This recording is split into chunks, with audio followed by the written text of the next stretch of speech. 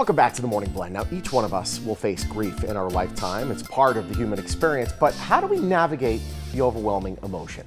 Well, our next guest answers that question inside her book, What Do I Do? After her own experience losing a child. She is a mother and author of What Do I Do? Kimberly Calabrese. Welcome in, Kimberly. It's great to have you. Thank you. Good to have you. Nice to be here. So you, boy, this must have been so incredibly tough for you. You lost your daughter when she was 6 months old. Yes, that was in 2003. Yeah. Oh my gosh. Yes, and on the same day I also lost my job, and then shortly after that went through a divorce. Wow. Wow. My goodness. All right. So you have faced grief head on. And, you know, like we said in the intro, many of us will face grief. For you, boy, during that time period, you faced it triple fold. So how did you make your way through it and come out with some learning? It's very interesting. Everyone's life returns back to normal right after the first 3 to 4 days. Yeah. And I had someone who I would say didn't give me the best advice, but to go get a job right away. So I reached out to a friend, and not knowing any better, I went and got a job. Mm-hmm. And our biggest anxiety is going back to work. It's one of them. Yeah. You know, what are people going to say to us? Yeah. And when I walked in, everyone just put their head down, and I could hear people whispering, "Is that the girl that lost her daughter?" Yeah. And I would go home every night, and I would just cry. Yeah.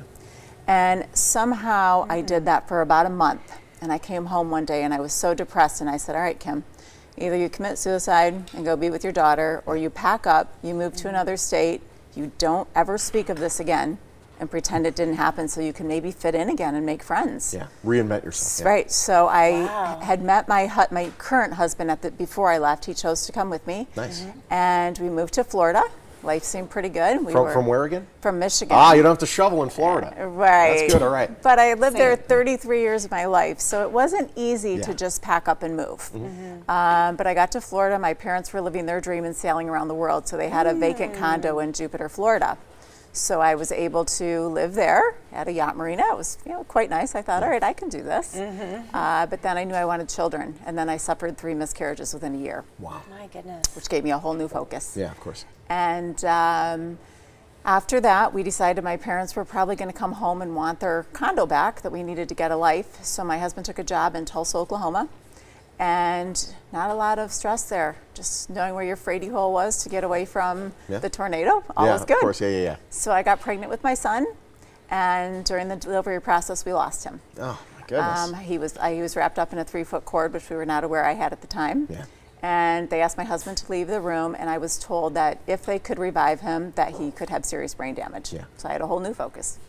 And the good news of that is my son is now 13. He's the smartest kid you'll ever meet. Awesome. And I also have a 10-year-old, but I knew at that Fantastic. moment my life was going to change. Yeah. And I designed a life. I knew I was going to homeschool, and I was going to teach them not only through academics, but also through travel.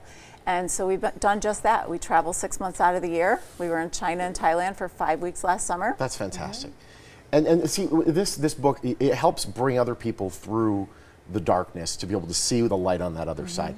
When you mentioned going to work and people putting their heads down, I think it's a natural thing for us to say, wow, this is a person that's been through so much. How do we even approach this with someone? You don't want to say the wrong thing. And that's exactly why I wrote the book. Yeah. And, everyone that asked me about the book, it's very interesting. As soon as they ask what the topic is, they all turn their head down. No one says another word to me.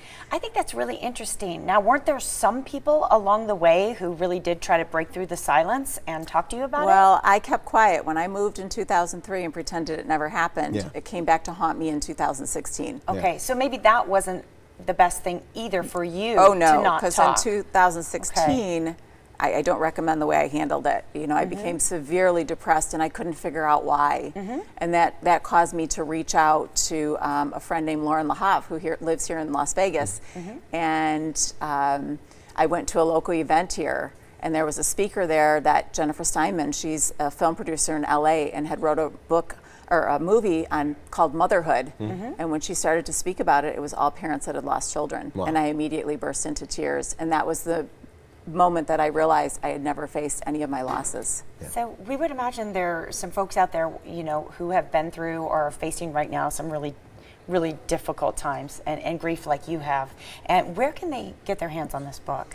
It's Amazon, Barnes & Noble. It's pre-order right now. It's actually, the release date is Tuesday the 6th. Oh. But it is a step-by-step guide for what you do for pretty much the first year on what your role is. Because we really need our friends. No question. You lose your immediate family because they're also grieving. Yeah. Yep. So we really need our friends to step up to the plate and take over. So it's a step-by-step guide on what you do. And I interviewed hundreds and hundreds of people that had lost children for the book. Kimberly, thank you so much. Truly Thank incredible you. story. Thank you for writing the book.